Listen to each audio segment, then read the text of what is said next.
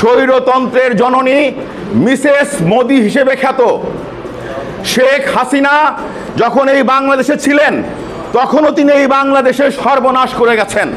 এদেশের হাজার হাজার কোটি টাকা লুটপাট করে গেছেন। এদেশের সকল সাংবিধানিক প্রতিষ্ঠানকে নস্যাৎ করে গেছেন।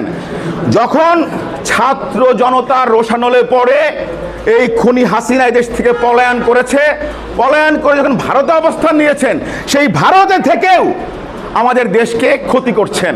কিভাবে ক্ষতি করছেন? এই যে আজকে যে বন্যা, যে বিষয় নিয়ে আজকে আমরা সমবেত হয়েছি, সেই মানব সৃষ্ট কৃত্রিম বন্যার উদ্যোক্তা কিন্তু এই খুনি হাসিনা। এই খুনি হাসিনা, এই মিসেস মোদি ভারতের সহযোগিতায় সমস্ত বাঁধ খুলে দিয়ে আজকে আমাদের এই কৃত্রিম বন্যায় আমাদের দেশের সাধারণ মানুষকে বন্যার পানিতে ডুবিয়ে মারছে। সাথী ও বন্ধুরা, আমরা মহান আল্লাহর নিকট তার জন্য বিচার দাবি করছি এবং তার কাছে সাধারণ জনগণের পক্ষ থেকে অভিশপ্ত কামনা করছি। সাথী ও বন্ধুরা, আমরা সকলেই জানি যে নারায়ণগঞ্জ একটি বাণিজ্য নগর হিসেবে খ্যাত, ব্যবসার নগর হিসেবে এই নারায়ণগঞ্জটা কিন্তু একটা প্রশংসিত জায়গায় আছেন। সেই নারায়ণগঞ্জে কি ব্যবসা হয়? ইট, বালু, সিমেন্ট, রড, বস্ত্র, গার্মেন্টস সহ অনেক ব্যবসা আছে। কিন্তু এই দীর্ঘ 16 বছরে আরেকটি ব্যবসা কিন্তু খুব রমরমা ছিল, সেটা হলো ভয়ের ব্যবসা, আতঙ্কের ব্যবসা।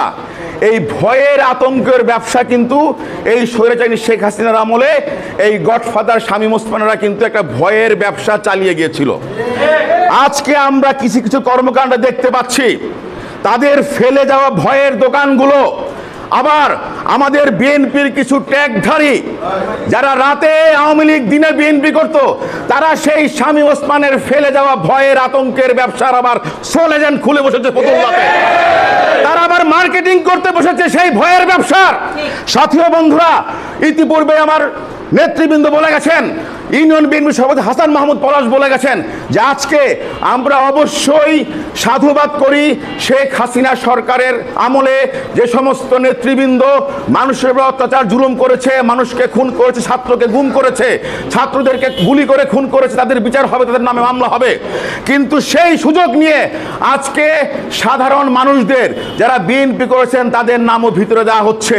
এটা হলো সেই ভয়ের আতঙ্কের ব্যবসার একটা অংশ। সাথী ও বন্ধুরা, আমরা জানি যে আজকে বিএনপির অনেক নেতাকর্মী রাত্রে বাসায় ঘুমোতে পারেনি, অনেকে তার স্ত্রীকে, তার সন্তানকে মাসের পর মাস, বছরের পর বছর তাদের মুখ দেখতে পারেনি।